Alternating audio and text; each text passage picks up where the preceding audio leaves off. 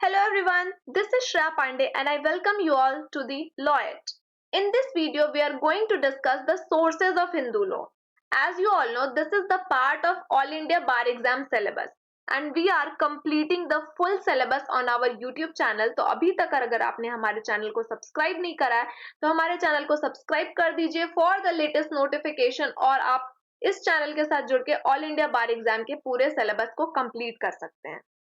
और आज हम बात करने वाले हैं सोर्सेज ऑफ हिंदू लॉ के बारे में। तो see there are total 7 sources which we are going to discuss. हम अपने एग्जाम में बैरेक्ट तो लेकर जा सकते हैं, लेकिन हमारे बैरेक्ट में सोर्सेज ऑफ हिंदू लॉ के बारे में कहीं जिक्र ही नहीं है, इसीलिए हमें सोर्सेज ऑफ हिंदू लॉ पढ़ना इंपॉर्टेंट हो जाता है। इसकी या तो आप नोट्स बना लीजिए या आप हमें टेलीग्राम पर अगर पिंग कर देंगे तो मैं इसकी पीपीटी आपके साथ शेयर कर दूंगी। तो हम बात करने वाले हैं सोर्सेज ऑफ हिंदू लॉ। तो there are total 7 sources of Hindu law. First of all we will be discussing about the Shrutis, then Smritis, commentaries and digest, judicial decisions, legislation, justice, equity and good conscience, और हम बात करेंगे कस्टम्स के बारे में। These are the sources of Hindu law. ठीक है, तो सबसे पहले अगर हम बात करें श्रुतिज के बारे में तो it has been derived from the word श्रु which means to hear। हमने कोई भी बातें सुनी जो हमारे हिंदू लॉ में फॉलो होता था, अगर वो उस वक्त लॉ नहीं था, हिंदू के कस्टम्स में, हिंदू के रिचुअल्स में या हिंदू कल्चर में क्या क्या चीजें आती थी, तो श्रुति के थ्रू हमने डिराइव करा है। This is the paramount and the primary source of Hindu law and it also includes the Vedas and the Upanishad. अगर हम वेदास की बात करें तो we have 4 Vedas, that is Rigveda, Yajurveda, Samaveda and the Atharvaveda. इसी के साथ श्रुतिज का टॉपिक खत्म होता है। ठीक है, अब नेक्स्ट हम बात करने वाले हैं स्मृतिज के बारे में।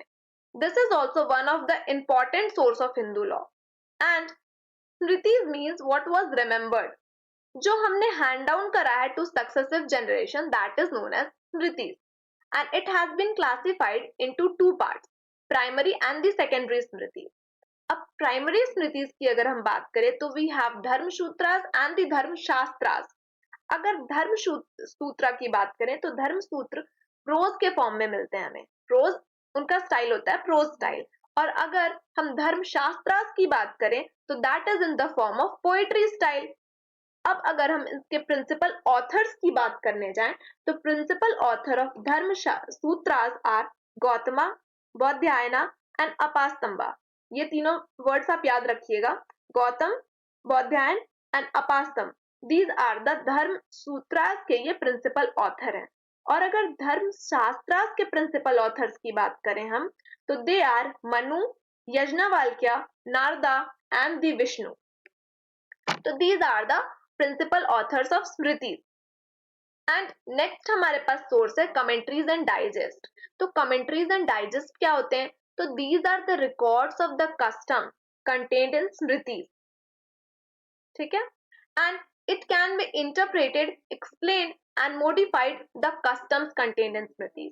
स्मृतिज के जो भी कस्टम्स हैं उन्हें इंटरप्रेट करना, एक्सप्लेन और मॉडिफाई करना, ये काम कमेंट्रीज एंड डाइजेस्ट का है। और प्रिंसिपल कमेंट्रीज की हम बात कर लेते हैं। ये प्रिंसिपल कमेंट्रीज के नाम आपको जरूर याद रखने हैं। मोस्ट प्रोबेबली हमारे एमसीक्यूज में दया भागा पूछ लिया जा सकता है। दया भागा किसने लिखा है? तो बाय जिमुतवाहना। मिताक्षरा की अगर हम बात करें तो it has been written by विजननेश्वरा।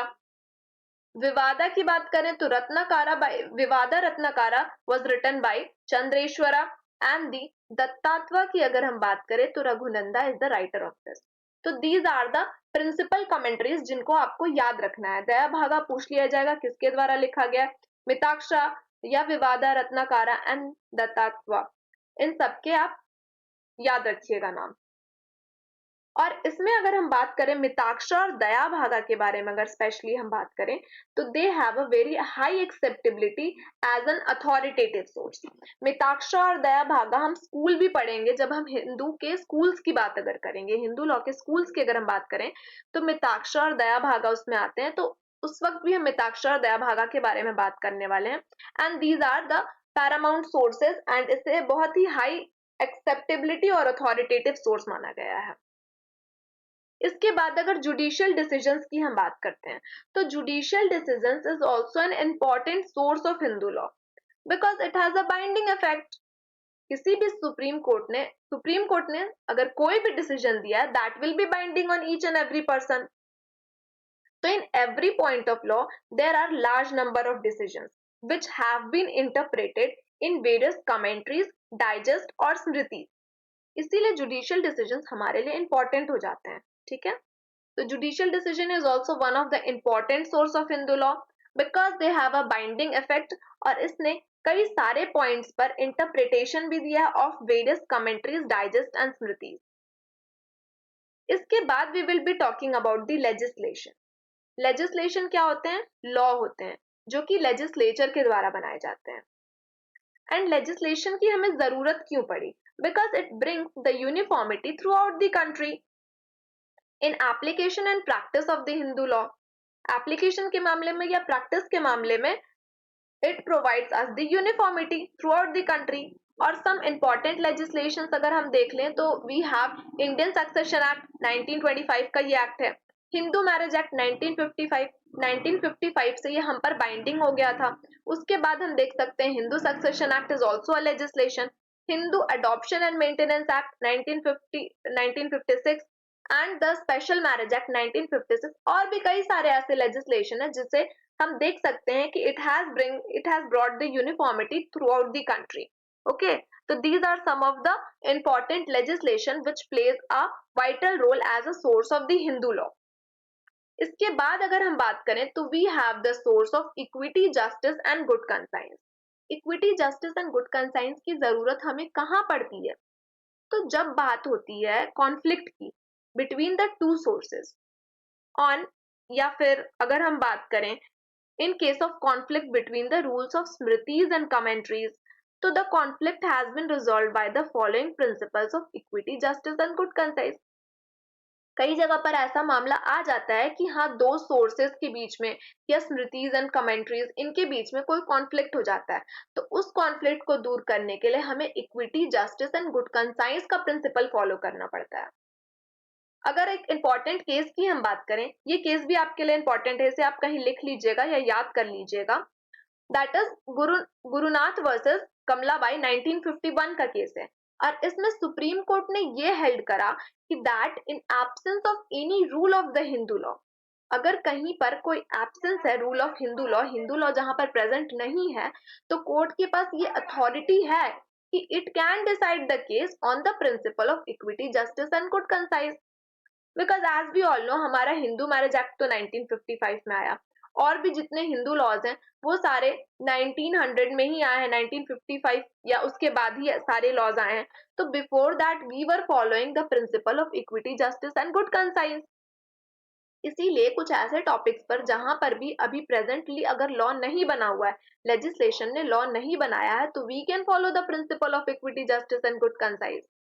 लेकिन हमें इस बात का ध्यान रखना है कि that such decisions should not be inconsistent with any doctrine or the theory of Hindu law। इस बात का हमें खास ध्यान रखना है कि अगर हम equity, justice and good conscience के प्रिंसिपल को फॉलो कर रहे हैं then it should not be inconsistent with any of the doctrine या तो theory of the Hindu law. और इसी के साथ हमारे सारे सोर्सेज कंप्लीट होते हैं। आई होप आपको एक एक सोर्स समझ में आ गया होगा।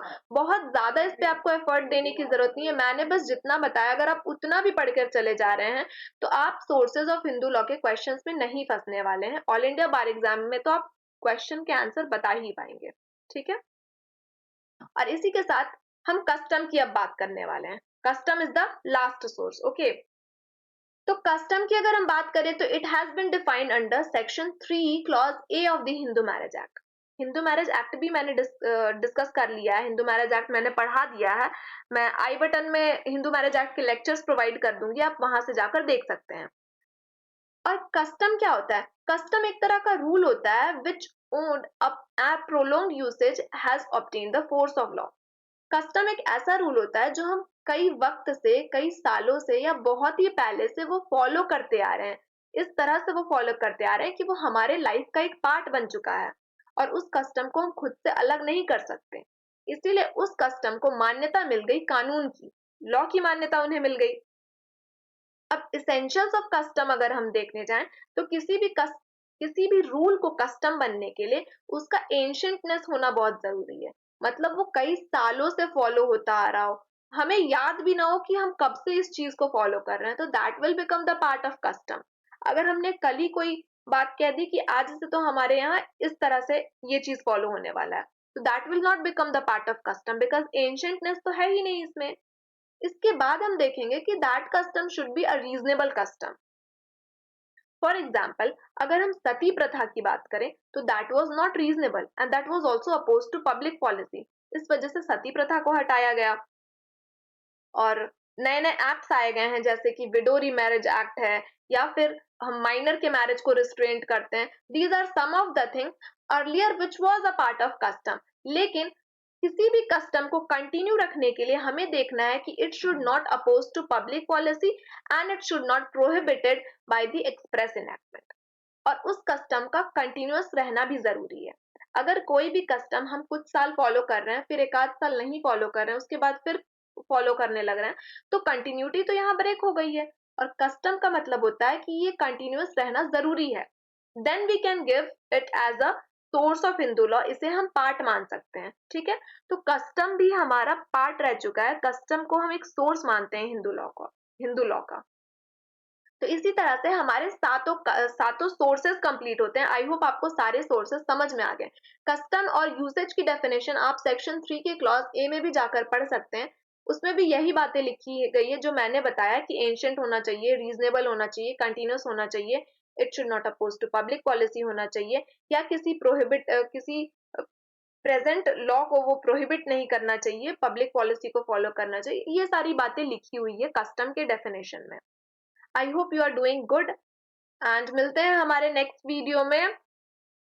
आपकी ऑल इंडिया बार एग्जाम की प्रिपरेशन कैसी चल रही है आप हमें कमेंट सेक्शन में बताइए। और अगर आपने हमें पीवाईक्यूज के वीडियोस अभी तक नहीं देखे हैं तो हमारे चैनल पर जाके आप ऑल इंडिया बार एग्जाम के पीवाईक्यूज के क्वेश्चन सॉल्व कर सकते हैं। साथ ही साथ मैंने नए क्रिमिनल लॉज के भी कुछ क्वेश्चंस कराए हैं जो कि एक्सपेक्टेड है कि एग्जाम में आ सकते हैं, तो आप उन वीडियोस को भी फॉलो करिए।